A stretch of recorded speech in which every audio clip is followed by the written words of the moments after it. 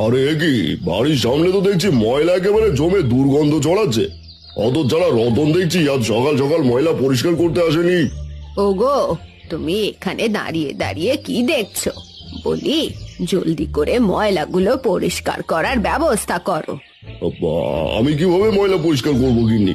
এইসব তো আমার কাজ নয়। তোমার কাজ নয় তাতে কি? দেখছো না দুর্গন্ধে টেকা যাচ্ছে না? জলদি করে একটা ব্যবস্থা করো, নয়তো তোমাকে আর আস্ত রাখবো না। আচ্ছা গিন্নি, আমি দেখছি কি করা যায়।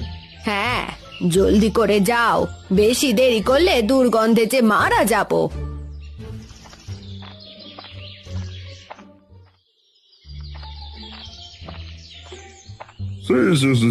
রাস্তার ধারে দেখছি ময়লা একেবারে জমে গেছে। অত সারা রতন দেখছি ময়লা পরিষ্কার করেনি। পেটা গেছে কোথায় পাই? এদিকে আমাদের বাড়ির ময়লাগুলো পরিষ্কার করেনি। কি সব বলছিস রবি? আমার বাড়িতেও তো ময়লা আবর্জনা জমে গেছে। না না, যে করে হোক ওই রতনের একটা ব্যবস্থা করতে হবে। এভাবে ময়লার গন্ধে যে বেশিক্ষণ থাকা যাবে না। সে তুই বেশ বলেছিস। চল গ্রামের সবার কাছে চল। হ্যাঁ তাই করি, চল, নয়তো দুর্গন্ধে মারা যাবো।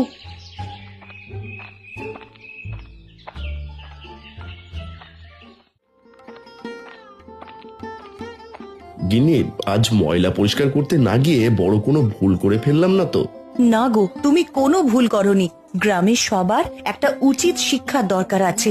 তারা আমাদের সাথে সব সময় খারাপ ব্যবহার করে, এবার তারা এর উপযুক্ত শাস্তি পাবে।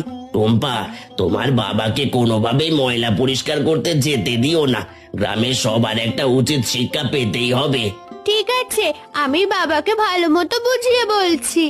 আমার যে ভালো ঠেকছে না, না জানি কত ময়লা জমে আছে। বাবা, তুমি কোনোভাবেই আজ ময়লা পরিষ্কার করতে যেতে পারবে না।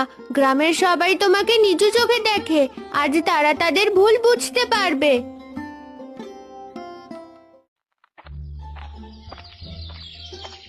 আরে, আজ হলোটা কি? দুর্গন্ধে যে বাড়িতে একদমই থাকা যাচ্ছে না। হ্যাঁ গো শ্যামলী দিদি, আমার বাড়ির সামনেও অনেক ময়লা জমে আছে। এত ময়লার গন্ধে আর থাকতে পারছি না। সব দোষ ওই রতনের। হতচ্ছাড়া রতনটা আজ ময়লা পরিষ্কার করতে আসেনি বলেই এত দুর্গন্ধ ছড়াচ্ছে। হ্যাঁ শ্যামলী দিদি, এর একটা বিহিত আজ করতেই হবে। চলো গ্রামবাসীর কাছে চলো। হ্যাঁ, তুমি ঠিকই বলেছো।